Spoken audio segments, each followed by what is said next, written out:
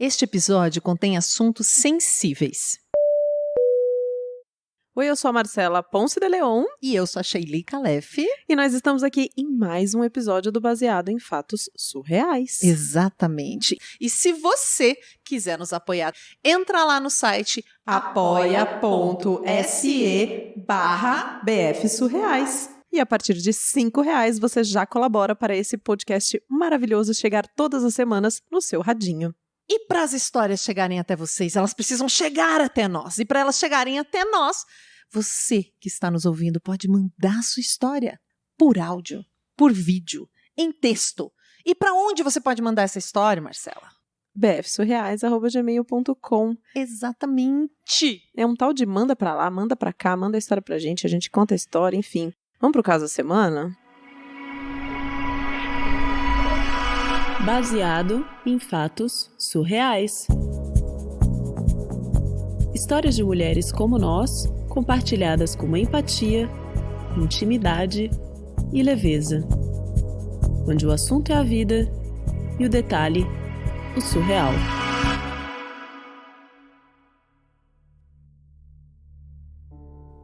Eu tinha 13 anos quando essa história aconteceu.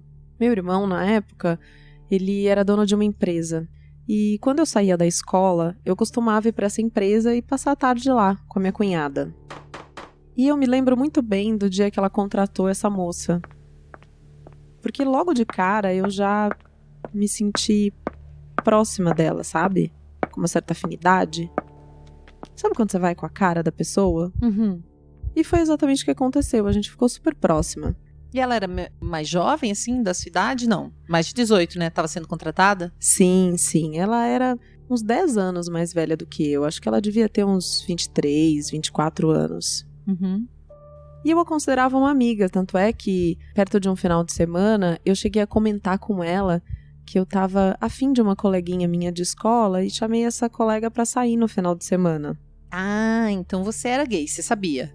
Eu ainda não tinha tido nenhuma experiência, mas eu sabia que eu sentia uma atração por mulheres. Tava descobrindo, não era uma coisa que estava super formada na minha cabeça, mas eu me senti suficientemente à vontade para chamar essa colega para uma espécie de encontrinho. Ah, que legal.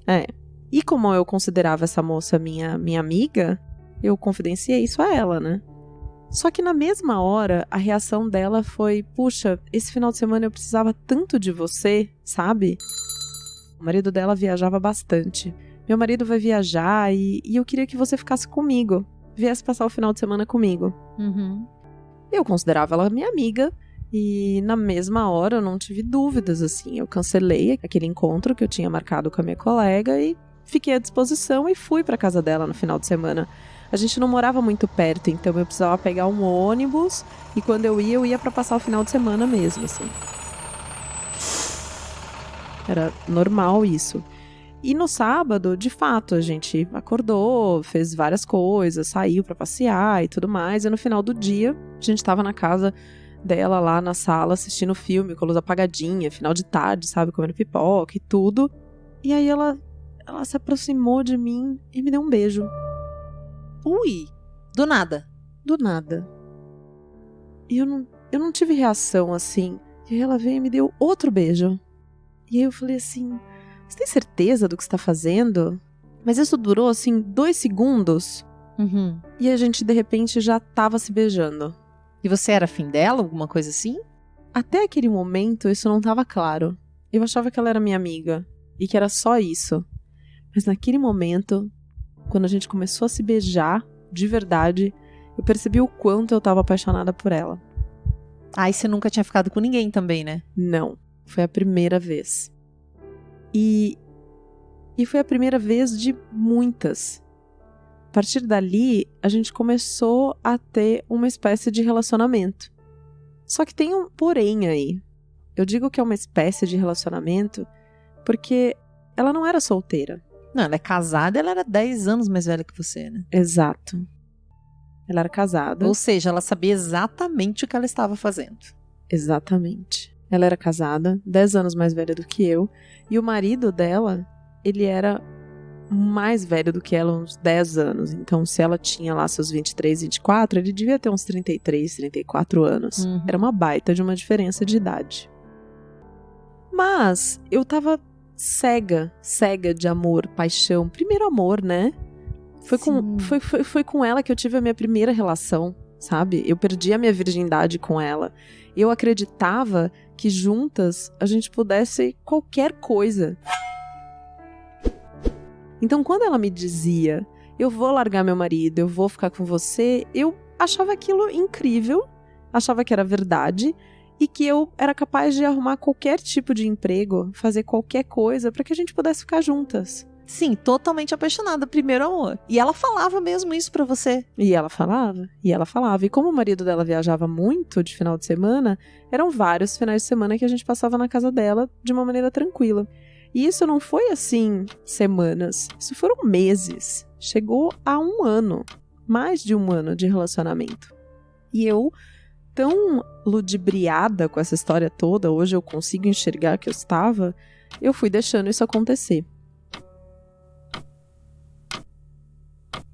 E eu tinha uma relação meio complicada com a minha mãe, assim. Ah, eu já ia perguntar, mas a sua mãe, seus pais não perceberam? Não, eu nunca conversei sobre isso abertamente com eles, e principalmente com a minha mãe.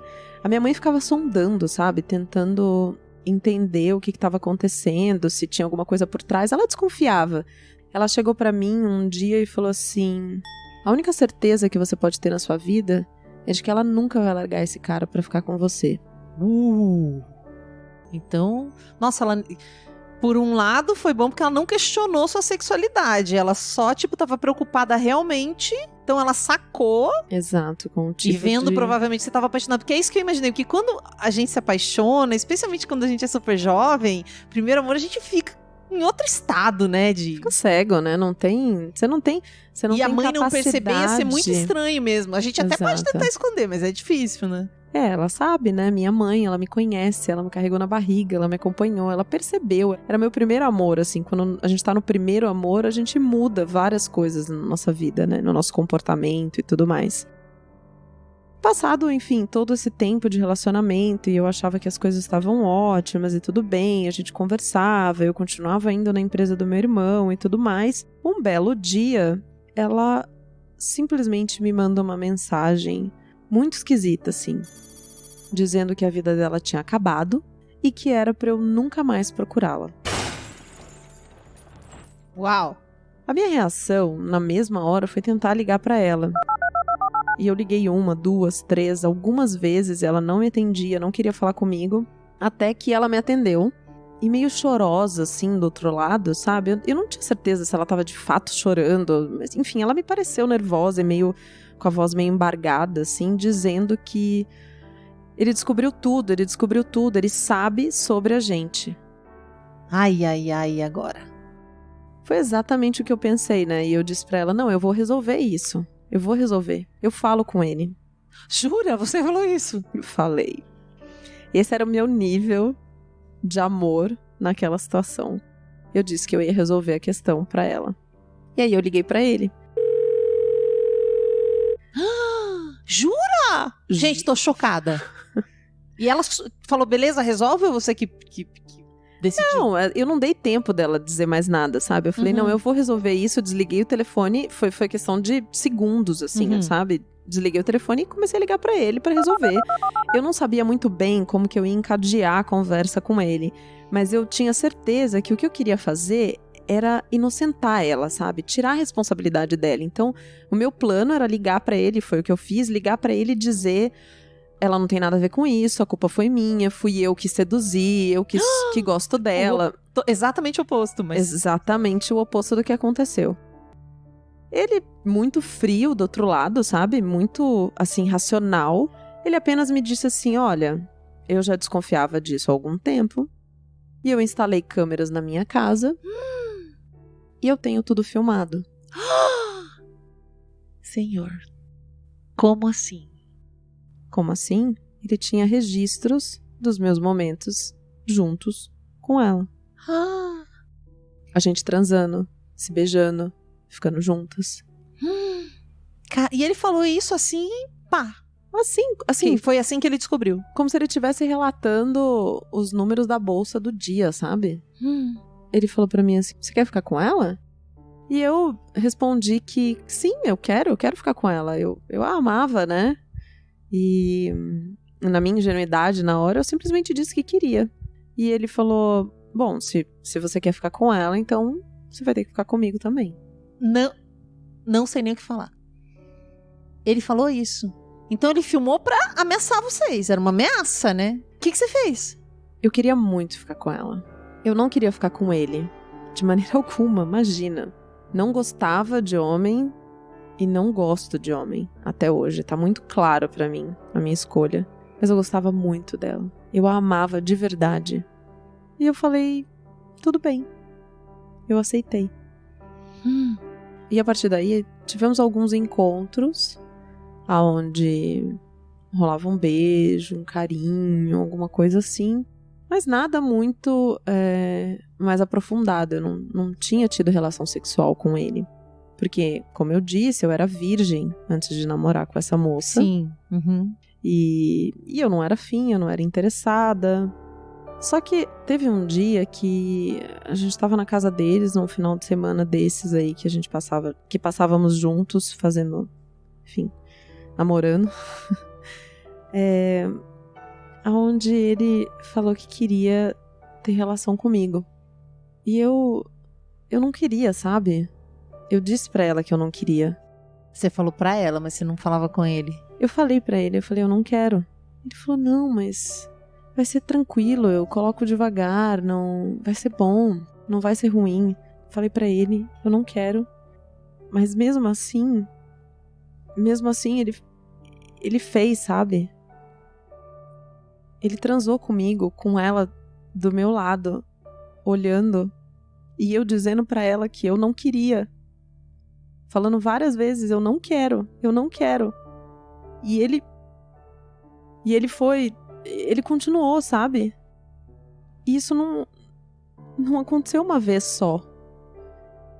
Isso aconteceu algumas vezes. Enquanto essa situação ia acontecendo, eu não entendia, sabe? Por que ela estava fazendo isso comigo se ela dizia que me amava? Eu acreditava, né? Que ela me amava de verdade, que aquilo era verdade, né? Ela tinha dito pra mim que queria ficar comigo e que não podia largar ele porque também eu amava e que queria ficar com nós dois. E eu achava que isso era possível porque eu amava muito ela, muito. E eu fui deixando essa situação acontecer, sabe? Por algum tempo. Só que os dias foram passando e as semanas, os meses, e eu fui percebendo que não tinha como, que tava errado, sabe? Que eu percebi que ele me estuprou. E que ele tava me estuprando. E que ela era conivente com tudo isso, assim. Ela tava deixando ele fazer isso comigo. E eu resolvi colocar um basta. E um dia liguei pra ele e disse que não queria mais nada com ele, nem com ela. Ele tentou vir atrás de mim muitas vezes. Ignorei completamente, evitei. E ela ficou com muita raiva de mim.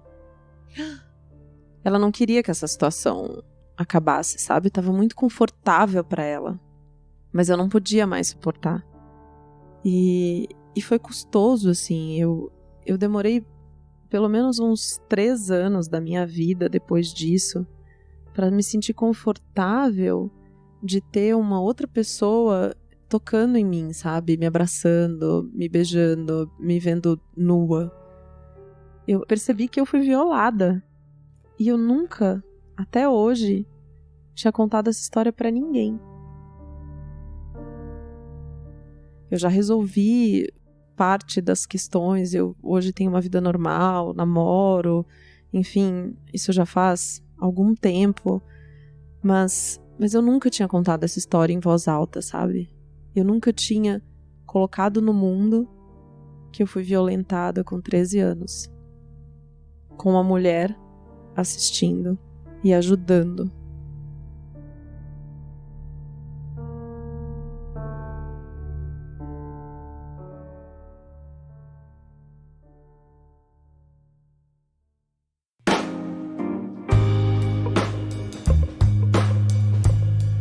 A gente deu um tempo aqui porque a Marcela teve uma crise de choro, porque essa história é muito forte, muito horrível.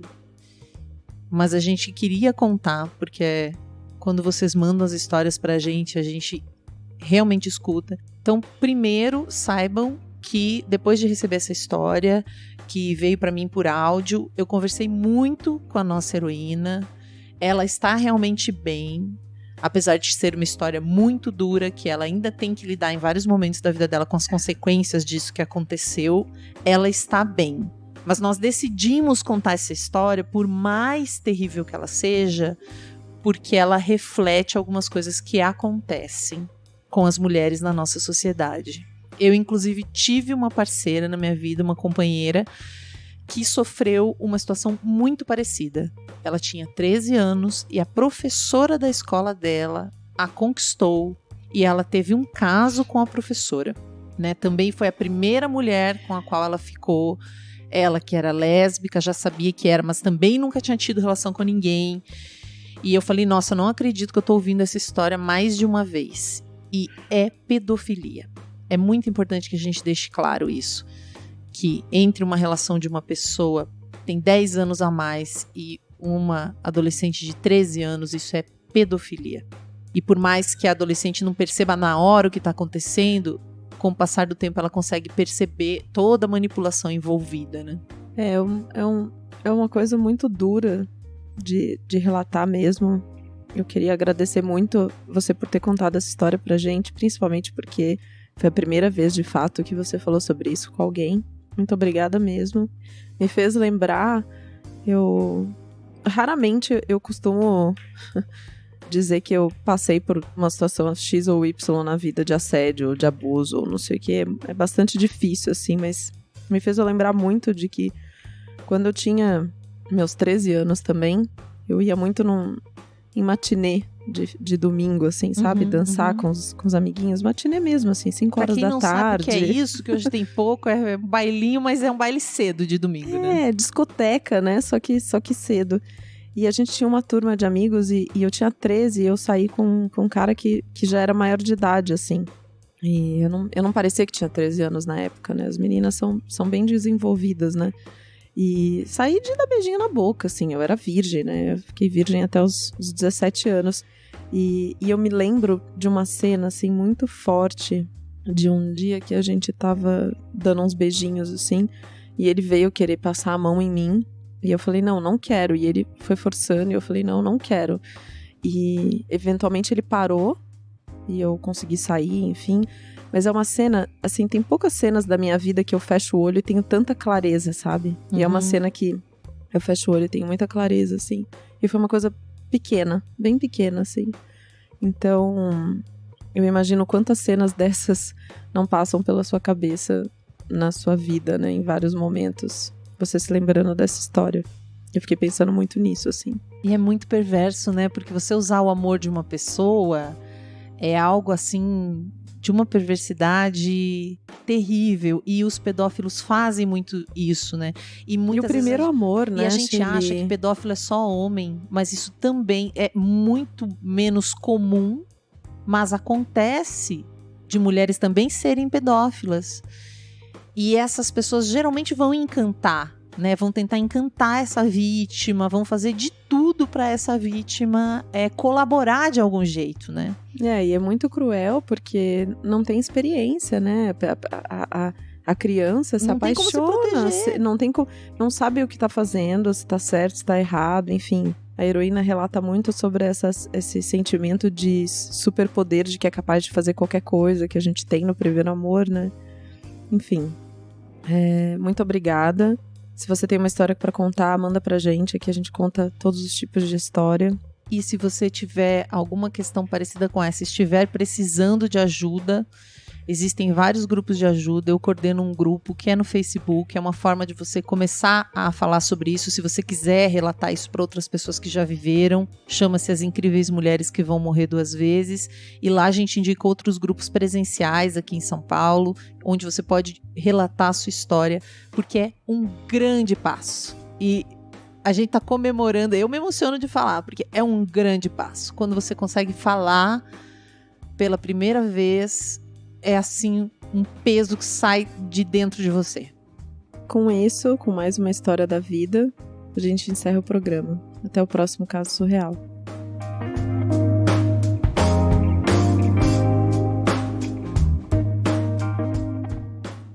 Acompanhe Mulheres Podcasters.